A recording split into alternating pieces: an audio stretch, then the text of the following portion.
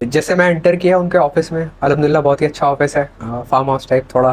कुछ चीज़ें जो मैंने नवेद भाई के बिहेवियर में या उनके बॉडी लैंग्वेज में नोट करा, जो मैं आपसे बहुत इंपॉर्टेंटली शेयर करना चाह रहा था। आर्ट ऑफ स्पीकिंग उनको आती है, लीडर वो हैं, लेकिन आप वाइब जो आती है ना, वाइब कभी झूठ नहीं बोलती। तो उनके वो वाइब निकल रही थी, वो ऑरा निकल रहा था कि वो बहुत।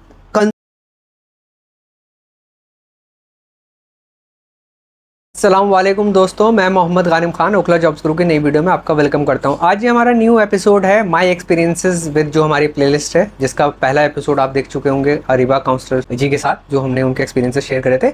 ये एपिसोड है my experiences with RJ Naved Khan. जी हाँ बिल्कुल, नवेद साहब बहुत ही जाने मानी शख्सियत हैं ओखला के, किसी भी इंट्रोडक्शन के मोहताज नहीं है।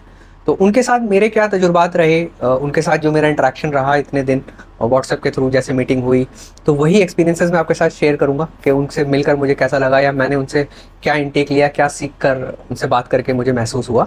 यही इस प्लेलिस्ट का मकसद है, माई एक्सपीरियंसेस विद, जिसमें आज आरजे नवेद जी के बारे में हम बात करेंगे। नवेद भाई से करीबन 1-1.5 महीने से हम लोगों का फॉलोअप चल रहा था, व्हाट्सएप पे बात हो रही थी। बड़ा बिजी वो रहते हैं, अक्सर उनसे रात को 12-12:30 बजे के बाद ही व्हाट्सएप पे बात होती थी, क्योंकि दिन में तो वो शूट पे रहते हैं।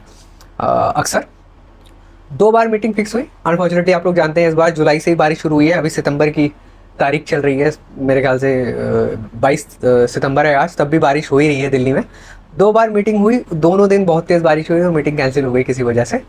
फिर अल्हम्दुलिल्लाह तीसरी बार मीटिंग के लिए जब मैं निकला, दोपहर में हमको 3 बजे, 3 सवा 3 बजे का टाइम था। उस दिन भी बारिश होने लगी थी, बट मैंने कहा कि इस बार तो जाना ही है। कैब करके मैं नोएडा, उनका ऑफिस है, वहाँ पहुँचा, पर्पल विंग इंटरटेनमेंट। आप लोग इंस्टाग्राम पे उनके चैनल को चेक कर सकते हैं, फॉलो भी करें, मेरी रिक्वेस्ट है। तो नवेद साहब के साथ जो व्हाट्सएप पे बात हुई, फिर कॉल पे बात हुई, फिर जब मैं वहाँ पहुँचा तो कुछ एक्सपीरियंसेस रहे। जैसे मैं एंटर किया उनके ऑफिस में, अल्हम्दुलिल्लाह बहुत ही अच्छा ऑफिस है, फार्म हाउस टाइप थोड़ा, खुला हुआ लॉन, उस तरीके से। जब मैं पहुंचा तो वो शूट में स्टूडियो के अंदर थे, तो उनके जो भी स्टाफ थे उन्होंने मुझे बैठा दिया, नाम वाम पूछा, पानी वगैरह दिया, मैं बैठ गया। वहाँ पे उनकी टीम के लोग भी थे, उनसे भी हाय हेलो हुआ।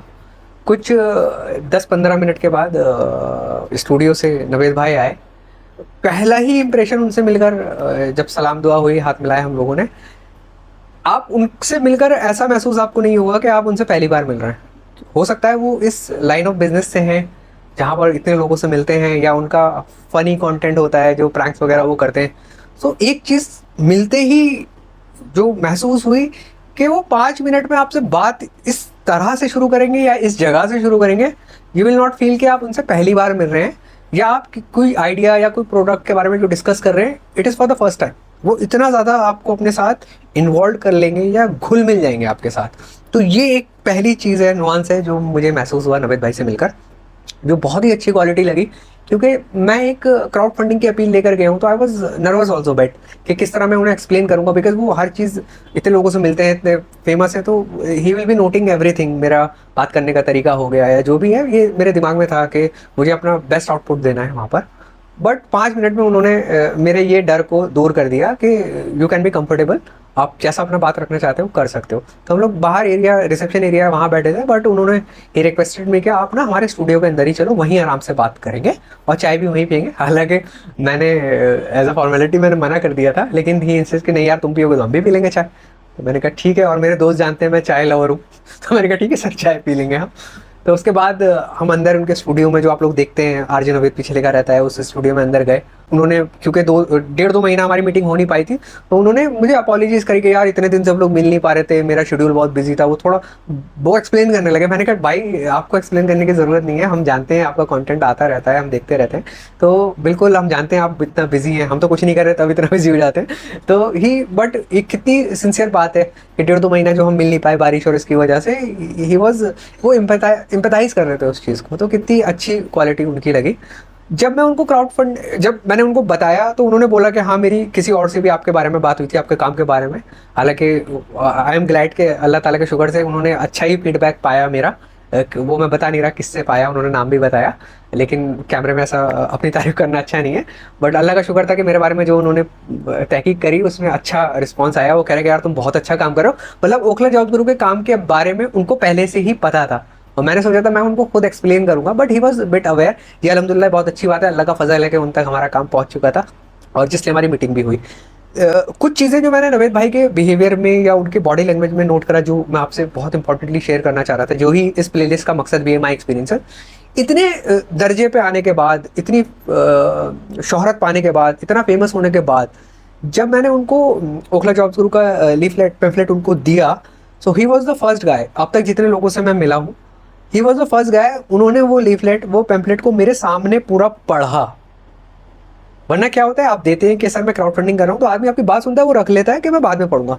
बट मैंने एक चीज़ नोट करी कि उन्होंने, मैं बता रहा हूँ, वो पढ़ रहे हैं वहाँ पे उसको, तो उन्होंने वो पूरा छोटा सा लिफलेट है, फोटोग्राफ्स में आता है, मैं स्क्रीन पे भी दिखा दूंगा, वो उन्होंने पढ़ा वहीं पर।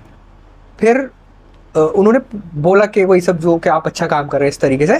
फिर वो काउंटर, हालांकि मैं आपको एक बताता हूँ कि मैं ना माइक रख के गया था अपने पास एक छोटा, कि अगर लगेगा तो उनसे क्राउड फंडिंग की मैं वीडियो रिकॉर्ड करा लूँगा। बट मुझसे बोलने से पहले उन्होंने खुद से बोला कि गाने, मैं ओखला जॉब्स गुरु के लिए एक वीडियो खुद से बनाऊंगा, but you have to give me time.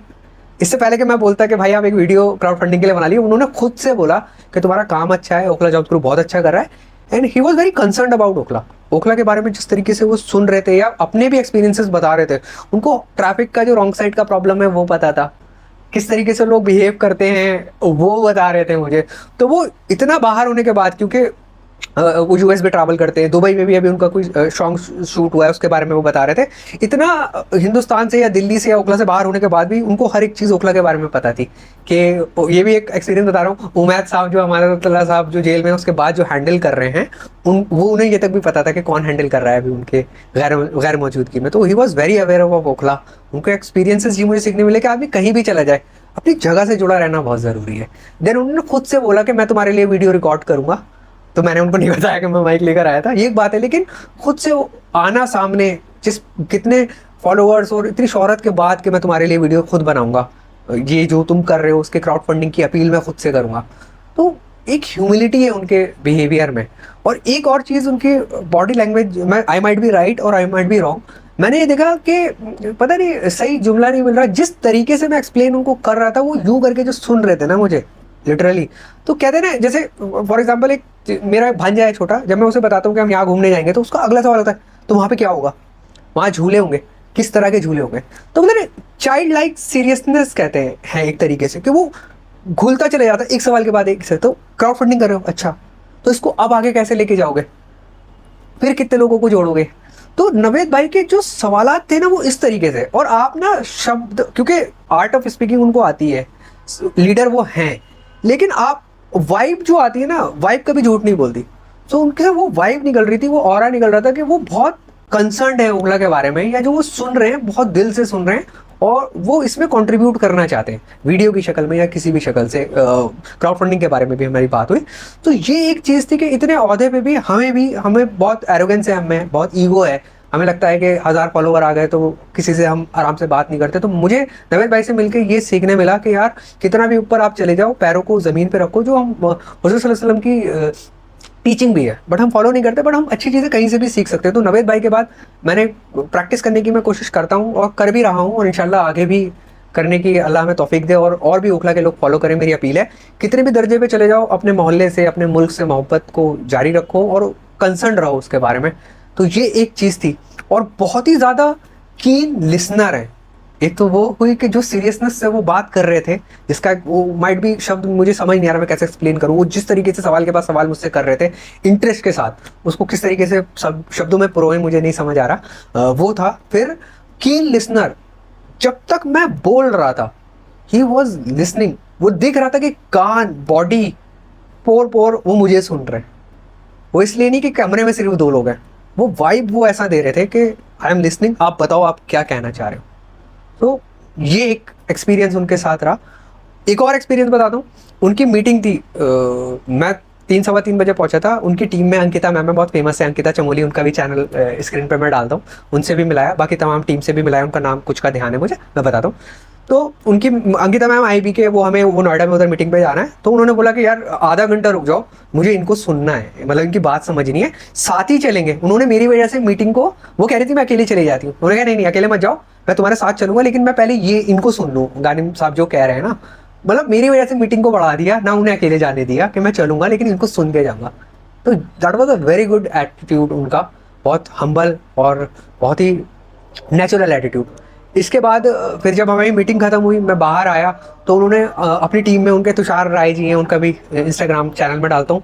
हालांकि मैं रील्स वगैरह कम देता हूँ, मैं अंकिता जी से फेमस वो फेमिलियर था थोड़ा बहुत, क्योंकि मैं रील कम देखता हूँ, मुझे लगता है कि टाइम चला जाता है, तो मैं नॉलेजेबल पॉडकास्ट वगैरह देख लेता हूँ, तो मैं ज़्यादा अवेयर नहीं था। बट मैंने आके सर्च करा तुषार भाई के बारे में, ये सब गोल्डन और सिल्वर बटन लेके बैठे हुए हैं तुषार भाई। अंकिता चमोली जी को मैं जानता था, लेकिन उनकी पूरी टीम, जितने लोगों से मैं मिला जिनके नाम ध्यान में रहे, दे वर सो हम्बल। मतलब क्योंकि नमित भाई को निकलना था तो वो मुझे दरवाजे तक बाहर छोड़ने आए। उन्होंने पूछा आप कैसे जाओगे, मैंने कहा कैब बुक करूंगा, बारिश हो रही थी हल्की। कह रहे नहीं नहीं नहीं, कैब बुक करो तो मैं जा रहा हूँ, लेकिन तुम ऑफिस में ही बैठोगे। तो अपने लड़के को बोला इन्हें दोबारा चाय पिलाओ, ये ऐसे नहीं जाएंगे जब तक इनकी कैब नहीं आ जाती। ठीक है, तो दरवाजे तक छोड़ने आना। फिर मैंने कहा अच्छा ठीक है भाई आप जाइए, मैं कैब बुक कर लेता हूँ बैठकर। तो वो दोबारा आए मुझे रिसेप्शन तक छोड़ने। तो उनका एटीट्यूड इतना हम्बल है नविद भाई का, ये चीज़ें हमें सीखनी चाहिए दिन में, डे टू डे ट्रांजैक्शन में, कि इतनी ह्यूमिलिटी कितने भी लेवल पे पहुंच जाए वो होना चाहिए। फिर उनकी टीम, तो उन्होंने पूरी टीम को बताया ओखला जॉब्स गुरु का काम, चाहे अंकिता जी हों, चाहे तुषार भाई हों, और भी टीम मेंबर्स थे, सबको ओखला जॉब्स गुरु का बारे में बताया कि ये ऐसा ऐसा काम ओखला में कर रहे हैं।